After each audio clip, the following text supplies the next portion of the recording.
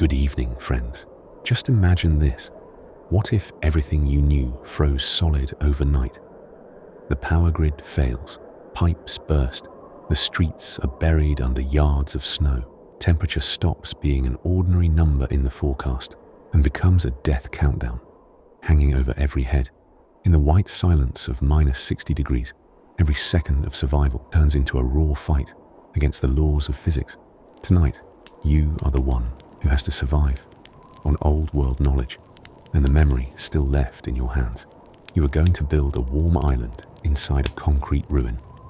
Now get comfortable. Turn off the lights. Put your phone down. Let the room fall into the kind of darkness that invites thought. Take one slow breath and step into tonight's story. It begins on an afternoon in December. The air is full of a metallic smell you cannot quite name. Something like rust, like the dry grinding of some giant machine slowly winding down. You are in the semi-basement of an old mixed-use building in the old quarter of the city. A grease-black rag is clenched in your hand. You are bent over the flywheel of a diesel generator you picked up from a scrapyard, wiping it down with force. That studio is about 60 square meters. It is your entire fortress in this city. Old batteries are stacked everywhere. Discarded industrial bamboo panels lean against the walls. Coils of copper wire lie in tangled piles. And beside them sits the air circulation system you assembled by hand. It is only 2 in the afternoon, but if you do not check your phone, you can barely tell whether it is day or night. The little high window in the semi-basement should have been letting in light. Instead, it has turned into a sheet of cloudy yellow-grey. It reminds you of old newspapers, gone yellow with age. You are not new to extreme environments. As a ruins exploration blogger, you have been to the edge of Chernobyl. You have crawled into abandoned air raid shelters. Your body has long since trained itself into an instinctive nose for danger. But today feels different. This is not ordinary fear. It is a chill crawling out from inside your bones. Not because of the cold, because of the silence. Even the dull flow of traffic from the street seems to have been swallowed by that strange sky. Then your phone lights up, breaking the dead stillness. It is a forced weather alert. One glance is enough to make your brow tighten. The message is short, but the urgency in it goes through your nerves like a needle. The forecast says a severe cold front will hit the city within the next 12 hours. The outdoor temperature is 5 degrees Celsius now, about 41 Fahrenheit. By tonight, it is expected to fall below -10 Celsius, and it will keep dropping for the next week. If you were an ordinary office worker, your first instinct would probably be to leave work early, grab 2 bags of rice, or buy a thicker down jacket. But you are not. Your eyes move past the phone screen and settle on the half-repaired generator.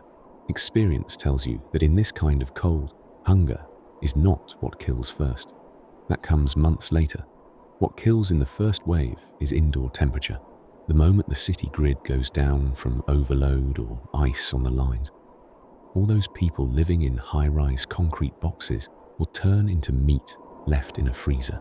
You do not hesitate. You throw the rag onto the table, grab the pickup keys and a shell jacket from the corner. The instant you step out of the stairwell and run, a cold wind cuts across your neck and raises every hair on your body. The sky is terrifyingly dark.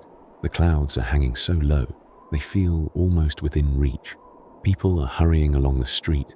Most of them still have no idea what is coming. They are only pulling up their collars and complaining about the sudden turn in the weather. You get into your modified second-hand pickup. You do not go to the packed supermarkets. You crank the wheel and head straight for the industrial hardware market on the edge of town. You drive fast. You even run a yellow light that is about to turn red. Your hands are tight on the wheel. Your palms are slick with sweat. It feels as if an invisible hand is winding tighter and tighter around your heart. When you arrive, the owner is half watching a soap opera on the shop television, with the lazy look of someone killing time. You do not bother with small talk. Your voice is rough and fast. You start listing what you need like a machine. 2 drums of diesel, the best kind. Industrial weather stripping, as much as you have. high-density insulation, all of it, and 3 fully charged 12-volt lead-acid battery banks. The owner looks at you like you are insane, but he likes insane customers. They pay fast and do not argue. You watch your account balance drop by a painful amount, and somehow it steadies you. At least you are buying things that matter.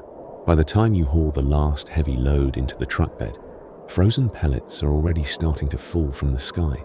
Not soft snow, sharp little shards of ice that sting when they hit your face. From there, you stop at an outdoor supply store you know well. By now, the news has exploded. Every group chat is forwarding the same warnings. Panic is spreading online like a virus. Inside the store, people are already stripping the shelves of down jackets and hand warmers. You avoid the crowd and go straight to the fuel section. Portable gas canisters, solid fuel tablets. You clear them out. At the checkout, a woman in an elegant coat is screaming into her phone because she cannot find the exact goose-down jacket she wants. You give her a cold look and think the same thing you cannot say out loud. Without a heat source, even the thickest down coat is only the final shroud. When you pass the food shelves, they have already been stripped bare. Instant noodles, rice, sausages, all of it is gone. Hidden low in the corner, you find 1 box of high-calorie dark chocolate and several large packs of compressed biscuits. You toss them into the cart without hesitation. The drive home is worse. Snow keeps thickening. A skin of black ice has already formed on the road. The pickup tires keep slipping with sharp, ugly shrieks. Outside the windows, the world is losing its color fast. It is being swallowed by grey-white wind and snow. Then, near a garbage station, you catch sight of a black shape moving in the storm. On any normal day, you would probably keep driving. Stray cats and dogs are nothing unusual in this city, but maybe it is the sense that the world is closing in. Or maybe it is the thought that in a world about to freeze solid, loneliness might break you before the cold does. You hit the brakes. The truck jolts to a stop. The moment you open the door, the wind floods the cab like knives. Up close, you see a German shepherd. It is all ribs and bone. One hind leg looks injured. It is curled up in a nest of soggy cardboard, shaking, with frost on its coat. Its eyes are only half open. There is no real plea in them, only the numb look of something already very close to death. You can tell right away it used to be a working dog, probably retired or abandoned. There is still the faint mark of a collar around its neck. Hey, you call out to it. The sound feels thin in the storm. It lifts its head with obvious effort and lets out a low, weak whine. You sigh, go back to the truck, grab a spare padded coat you just bought, and wrap it around the dog. It is heavy, thin, yes, but still carrying the dense frame of a serious animal. When you lift it into the passenger seat, the smell of wet dirt, dog fur, and freezing snow fills the cab. You turn the heater all the way up and watch the dog slowly loosen under the warm air. Tank, you murmur to yourself. That is what I will call you. If you want to live, you need to be hard like a tank. Tank's arrival changes the air inside the cab. For the first time all day, there is another living presence beside you. You do not know whether taking it in is wise. In the future, one extra mouth may mean one extra risk. But right now, you need the company. By the time you get back to the semi-basement, it is already 7 in the evening. Your phone shows the outdoor temperature has fallen to -12 Celsius. In only a few hours, the city has dropped nearly 20 degrees. That kind of temperature plunge should not happen. You hide the pickup behind the building and carry the supplies inside, load by load, like an ant hauling food underground.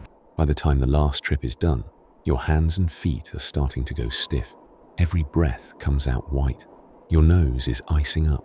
The air going down your throat feels like sharp-edged glass.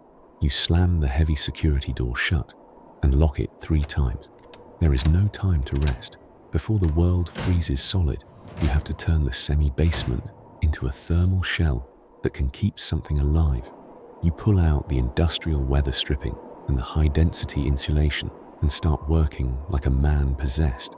First, the window seams, then the walls and ceiling, where you glue and nail up panel after panel of insulation. It is dull, exhausting work. Sweat runs down your back, then turns cold against your skin almost immediately. Tank lies on an old rug in the corner, recovering some of its strength, watching you with black, steady eyes. its tail moving once in a while. That is when the semi-basement finally shows its advantage. In ordinary times, it is dark, damp, and miserable, but because most of it sits below ground level, it keeps some of the Earth's own insulation. It does not take the wind from all sides the way the upper floors do. If you seal it well enough, it becomes a natural thermal box. By the time you finish, it is midnight. When you look at your phone, every news app has turned a deep, alarming red. Schools are closed, workplaces are shut down, buses and trains have stopped. Your building group chat is moving too fast to read comfortably. Why is the heat cold? Where is building management? My window cracked. The wind is pouring in. Does anybody have tape? I could not even buy water. You read all of it with almost no feeling, maybe even with a cruel kind of clarity.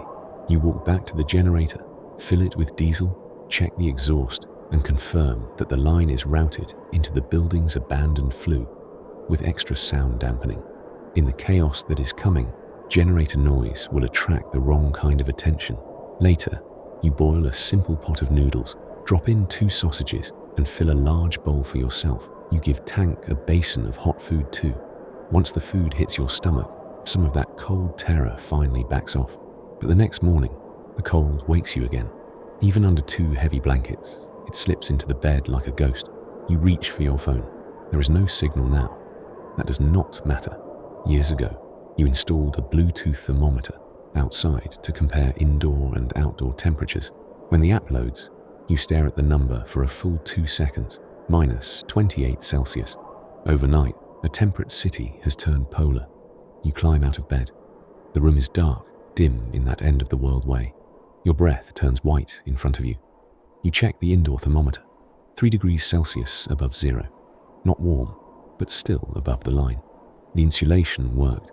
You hear muffled footsteps overhead and the distant sound of crying through the concrete. For the people upstairs, last night was probably hell. You check the water first. Nothing comes out of the tap except a dry hiss. The pipes are frozen, exactly as expected. In the corner, you still have more than 100 liters of tap water stored in buckets and containers from the night before, together with the bottled water you had already stockpiled. It is enough for you and Tank for a while if you ration it. Then you test the lights. Nothing. Power outage. All right, you think. The game has officially begun. You walk over to the generator and pull the starter with practiced hands. After a few low bursts, the machine growls awake. You throttle it down immediately to the lowest useful speed, just enough to charge the batteries and run the few small systems that matter. The emergency lights glow back to life. That dull diesel smell spreads through the room and somehow comforts you. Tank walks over and rubs his head against your leg. You reach down and feel the warmth in his rough fur. Outside, the world keeps freezing. Inside, the lights are back on, and you already know this is only the beginning.